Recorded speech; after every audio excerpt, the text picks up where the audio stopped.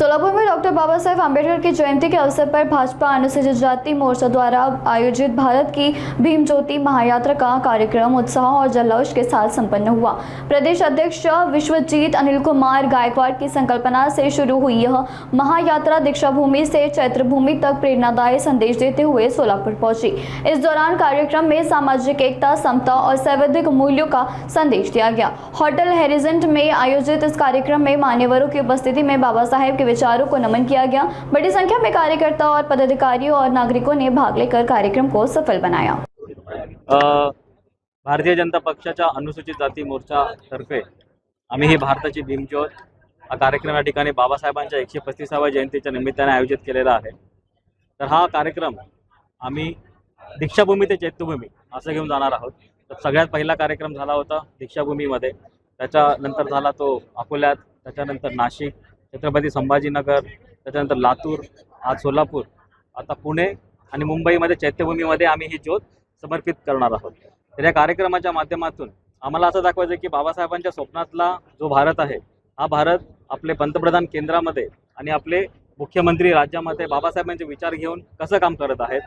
त्याचबरोबर आम्ही हे सांगत आहोत की काही जे विरोधी पक्ष आहेत हे एक फेक नरेटिव्ह आमच्या पक्षाबद्दलचे पसरवत आहेत, तर ते काय स्ट्रॅटेजीने पसरवत आहेत आणि त्याचं खरं खोटं काय आहे आणि आपण एक नागरिक म्हणून त्या षडयंत्राला बळी कसं पडू नये, हा एक पूर्ण भीमज्योत असा कार्यक्रम आहे। आणि या कार्यक्रमातर्फे मला असं सांगायचं आहे की मला समजलेले जे बाबासाहेब आहेत आणि मला समजलेली जी भारतीय जनता पार्टी आहे याची जर सांगत घातली तर मला असं वाटतं की फक्त आमचा समाज नाही तर पूर्ण भारत देशाची चांगल्या प्रकारात प्रगती होऊ शकेल। आणि या पूर्ण कार्यक्रमामध्ये जे काय आम्ही दाखवलेलं आहे, जे काही डेटा, जे काही नंबर्स जे आम्ही दाखवलेले आहेत ते रेफरन्स आम्ही बाबासाहेबांनी स्वतः लिहिलेल्या पुस्तकातून आम्ही रेफरन्स घेतलेले आहेत आणि बाकीची सगळी जी आकडेवारी आहे ती सरकारी वेबसाईटवरती पण अवेलेबल आहे। भाजपला ही गोष्ट उशिरा सुचली असं वाटत नाही का? कारण अबकी बार 400 पारचा नारा भाजपने दिला होता आणि त्याच्यानंतर हे सगळे उपक्रम घेत आहेत। जब जब जो होना है तब तब सो होता है। मला असं वाटतं की जी वेळ आहे ती खरी वेळ आहे। 2029 ची तयारी आहे का? कसली 2029 नाही, सध्या 2026 येत आहे। ही संकल्पना राबवत असताना आपण कशा पद्धतीने लोकांनी काय आव्हान करणार आहोत? नाही, मी आवाहन करतोय की बाबासाहेबांबद्दल जे आता म्हणजे बाबासाहेबांना आतापर्यंत मला असं वाटतं की 70 वर्षापर्यंत एका छोट्याशा साच्यामध्ये आपण ठेवलं गेलेलं आहे। ते त्याच्यामध्ये म्हणजे बाबासाहेबांचे जे योगदान आहे ते देशाच्या विविध क्षेत्रामध्ये फार मोठे योगदान आहे। ते म्हणजे ते महिलांचे जे लिबरलायझेशन असेल किंवा ते पूर्ण जे इलेक्ट्रिक ग्रीड भारताला जे त्यांनी केलेलं आहे, असे बरेच योगदान आहे बाबासाहेबांचं, पण त्यांना एका छोट्या साच्यामध्ये ठेवलेलं आहे। आम्ही या भीमज्योत कार्यक्रमामार्फत आम्ही हे दाखवायचा प्रयत्न करतो की बाबासाहेबांचं खरं योगदान आहे आणि खरे बाबासाहेब आम्ही दाखवायचा प्रयत्न करतो। समारोप करताना नेते उपस्थित, मुख्यमंत्री फडणवीस उपस्थित असणार आहे का आणि त्याचं स्वरूप कसं असणार आहे?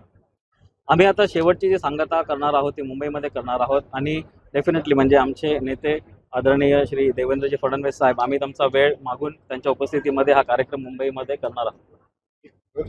साहेब, आपल्या कार्यक्रमात ना भारत मातेच्या प्रतिमा जे आहे त्याचे पूजन झालं आणि त्या प्रतिमेत भगवा ध्वज आहे। बाबासाहेबांची भारत मातेची भगवा ध्वज असते की तिरंगा असते? नाही, तुम्ही कलरला कशाबद्दल तुम्ही करून नाही, रंग आहे आम्हाला, म्हणजे भगवा रंग हा एका कशा तरी प्रतीक आहे, त्याच्यामुळे कलरला तुम्ही डिफरन्शिएट करू नका असं मला वाटतं। कलर सगळ्यांचा आहे, भगवा रंग असेल, तो निळा रंग असेल का हिरवा रंग असेल, कलर सगळ्यांचे असतात।